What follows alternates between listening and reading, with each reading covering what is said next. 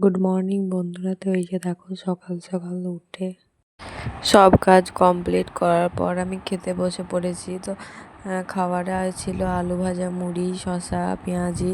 তো তোমরা আলু ভাজাটাই দেখতে পেলে, কারণ শসা আর পেঁয়াজিটা মুড়ির তলায় ঢাকা পড়ে গেছিলো। তো খাওয়া দাওয়ার পর আমি ঘর মুছবো, কাজ করে নেবো, কী কী কাজ আছে সেটাই তোমাদের সাথে শেয়ার করব।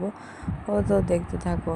তো এই যে দেখো আমি ঝুড়ি নিয়ে যাচ্ছি, কারণ অনেক লঙ্কা তুলে নিয়ে এসেছে। তো সেগুলো রোদে শুকাতে দেবো, লালগুলো। আর হালকা যেগুলো লাল লাল হয়েছে, পুরোপুরি লাল হয়নি, সেগুলো ঘরেই রাখা থাকবে। লাল হয়ে গেলে আবার তখন ছাদে রোদে দিয়ে দেবো। তো সেই কারণে আমি লঙ্কাগুলো বেছে আলাদা করে নিচ্ছিলাম, যেগুলো লাল সেইগুলোকে বেছে নিচ্ছিলাম। লালগুলো রোদে শুকাতে দেবো সেই জন্য।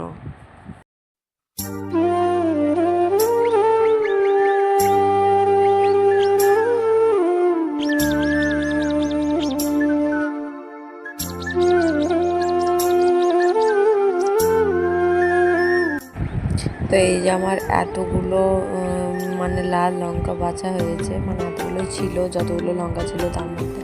তো এখন আমি ছাদে যাচ্ছি, এগুলো ছাদে মেলতে দেবো সেই জন্য।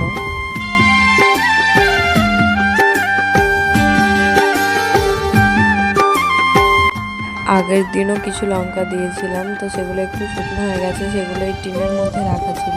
আর আজকে যেগুলো নিয়ে আসলাম সেগুলো এই ঝুড়িতে রাখা ছিল। তো দুটো আলাদা আলাদা করে মেলতে দেবো, কারণ একটা তো একটু শুকিয়ে গেছে আর একটা শুকোয়নি, সেই কারণে। কিন্তু দুটো যখন শুকিয়ে যাবে পুরোপুরি, তখন আবার এক জায়গায় করে রেখে দেবো। তো ছাদ থেকে গাছগুলো দেখতে কত সুন্দর লাগছে বলো। যাদের গ্রামে বাড়ি তারা এই সৌন্দর্যের ব্যাপারটা বুঝবে। তো আমার লঙ্কা মিলে নিচে চলে এসেছি। তো ঘরগুলো মুছে নিচ্ছিলাম। তো ঘর বারান্দা এই যে মুছে নিচ্ছি।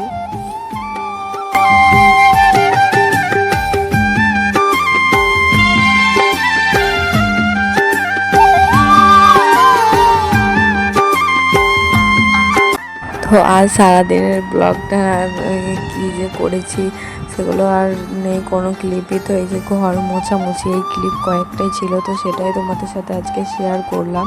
তো ঘর মোছামুচির সাথে সিঁড়িগুলোও আমি মুছে নিই, রোজ মুছি না, একদিন পর পর মুছে নিই। রোজ মুছতে গেলে খুব কষ্ট হয়ে যায়, সেই জন্য। তো তারপর এই যে আজকে রাতে বৃষ্টি হচ্ছিলো, খুব গরম পড়ছিল। গরম পড়ার পর রাতে যখন বৃষ্টিটা হলো, তখন কি আরাম আর কি যে শান্তি লাগছিল, কাউকে বলে বোঝানোর মতো না।